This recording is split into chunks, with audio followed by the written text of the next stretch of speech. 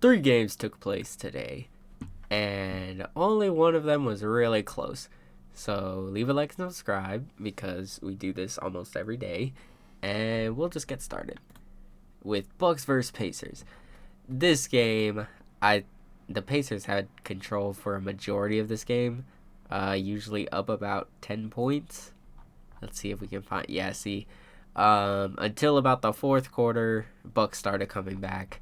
Fourth quarter and overtime, the Bucks were pretty much getting carried by Chris Middleton. He had his first really good game. He had 42 points. A majority of those coming in clutch time.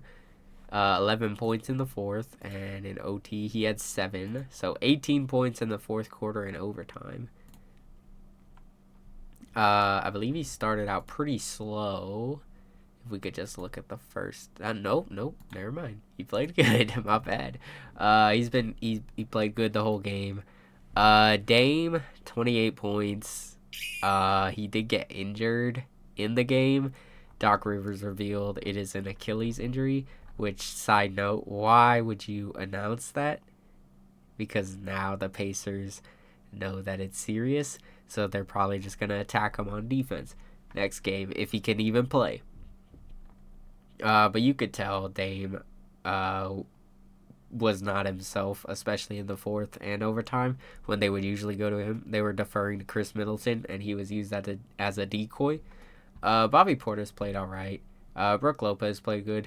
These losses suck because you just gotta think we especially would have won if our best player was healthy, Giannis. But for the Pacers, great win for them. Not a good game from Siakam. Miles Turner actually stepped up big today. Andrew Nembhard.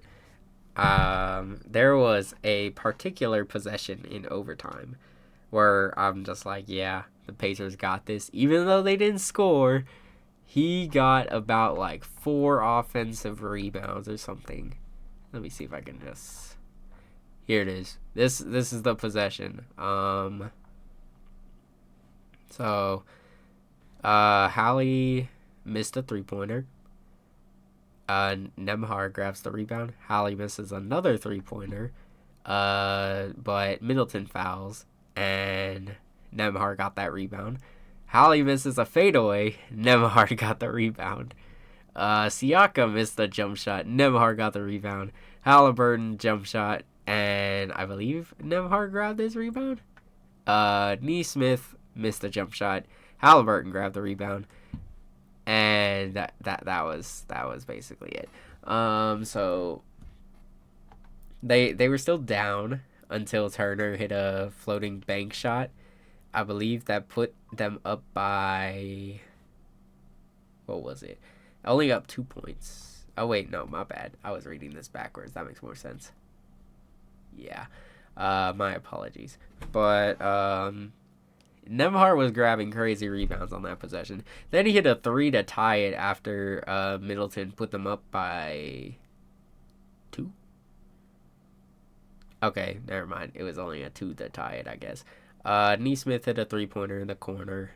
Then Middleton hit another 3. He forced overtime with a miraculous 3-pointer that I did not think was going in. And then they brought in, what's his name, Patrick Beverley.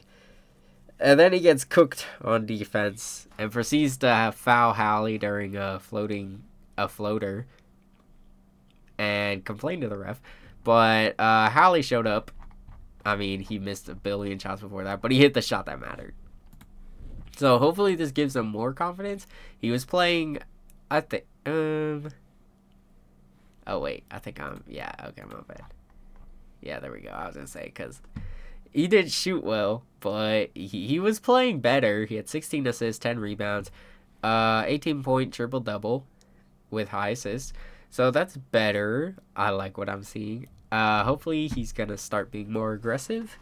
Obviously, he was aggressive today with 22 shots. I'd like to see more of that from him.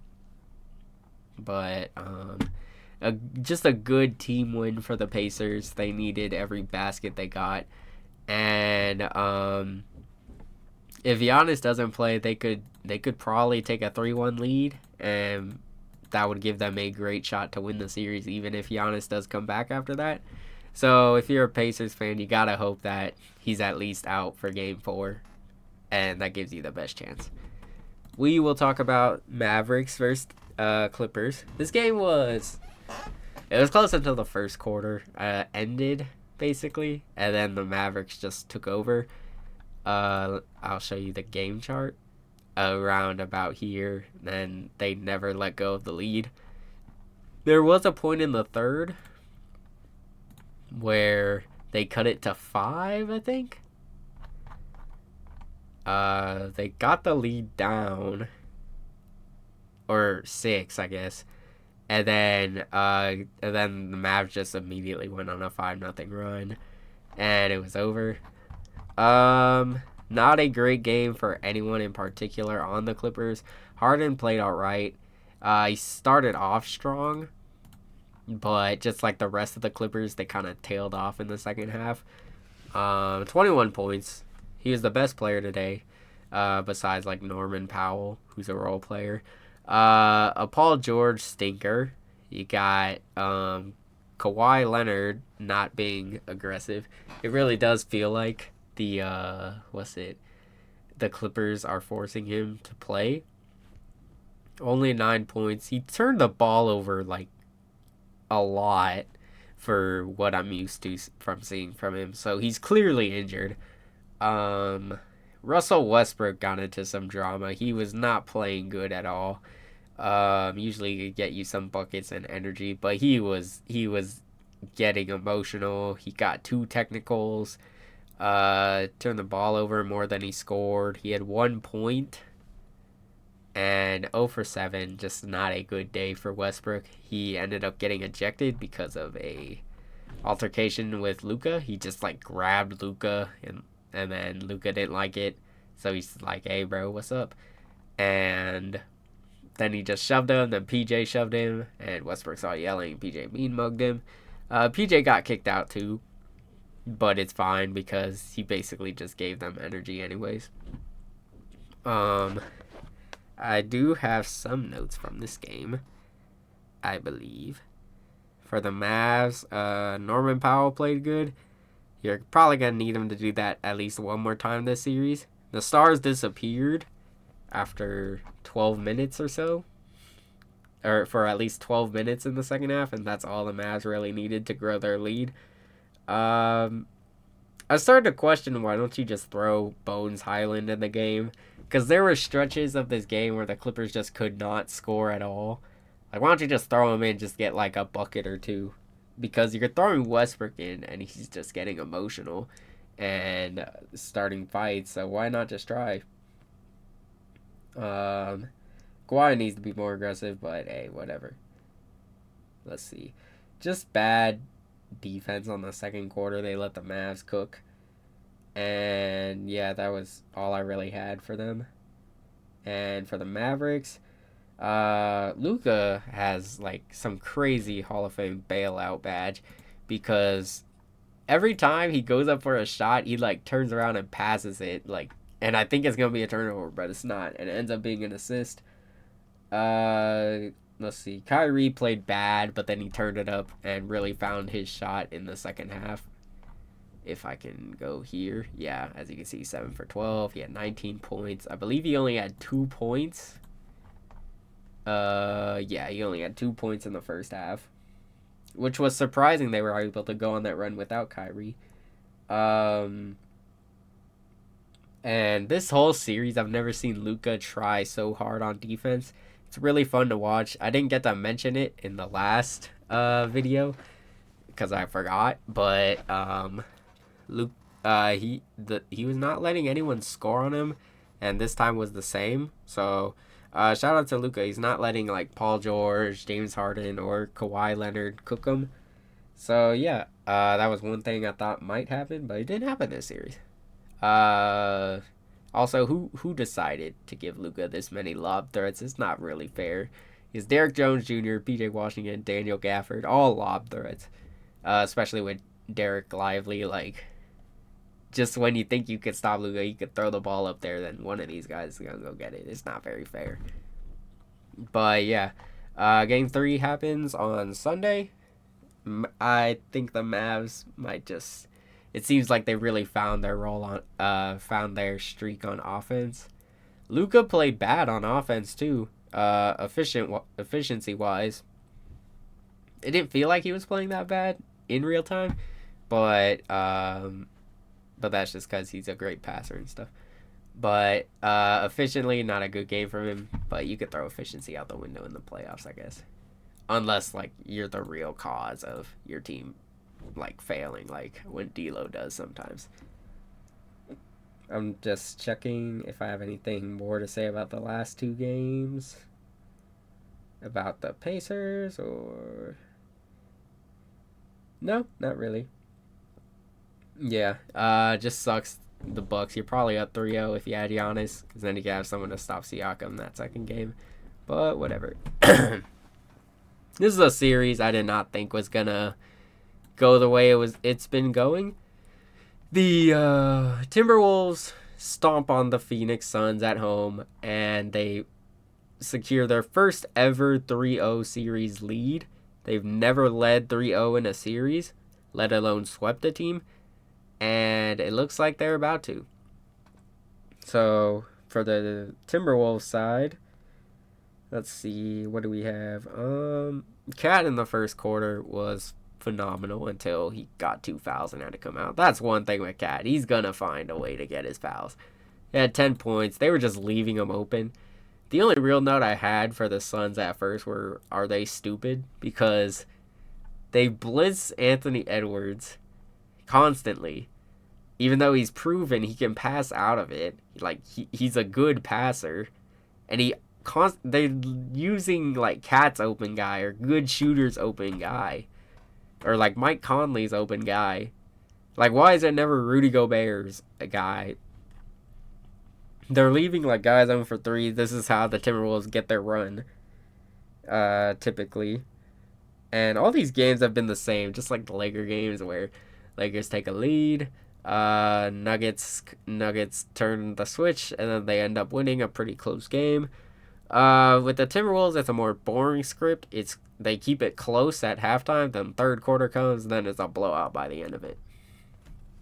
So, with the Suns, there's a lot of things you could say, but I'd probably wait until their season's over.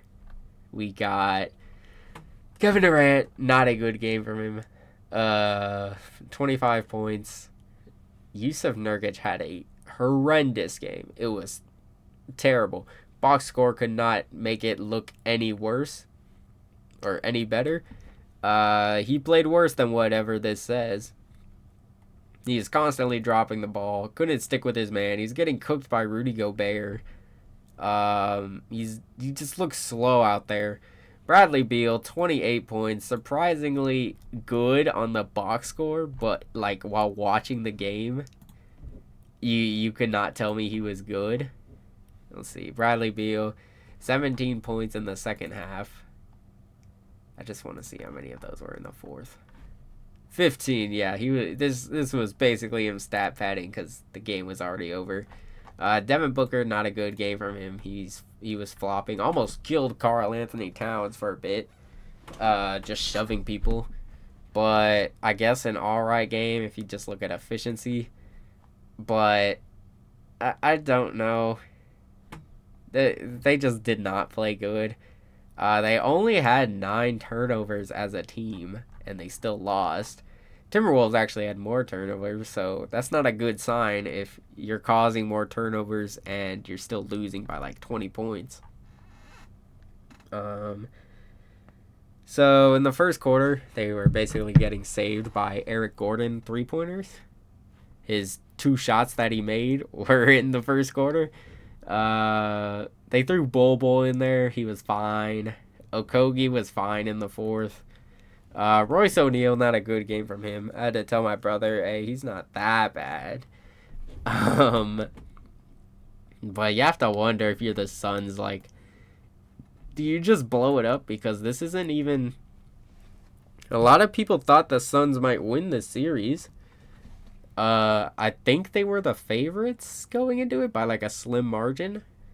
So you have to wonder if you just blow this team up and see what you can get for KD and maybe Bradley Beal. Probably not a lot for Brad because he has a no trade clause, but we'll get into that in a different video. At some point, why don't you just throw Isaiah Thomas in there? Because, like, what do you have to lose at this point? You're down 0-3 at your home court. This will be like the third year in a row if you get swept that you lose on your home court. Not good. On the Wolves side, it's pretty much the same game, except Anthony Edwards was on one tonight. 36 points. He looked unstoppable from start to finish. Mike Conley giving good minutes. Mike Conley is like exactly what the Suns need. Naz Reid, a slow start to the series, but he ended up playing pretty good. Alexander Walker, him and I believe McDaniels, I think it was just him, but they were leaving this man in the corner. Almost all of his points were, I think he had like 12 points just from the corner. Yeah, it was wild. The Suns just do so much stupid stuff sometimes. Like, they'll play good defense for 23 seconds and foul you at the end. But yeah, there's not too much to talk about.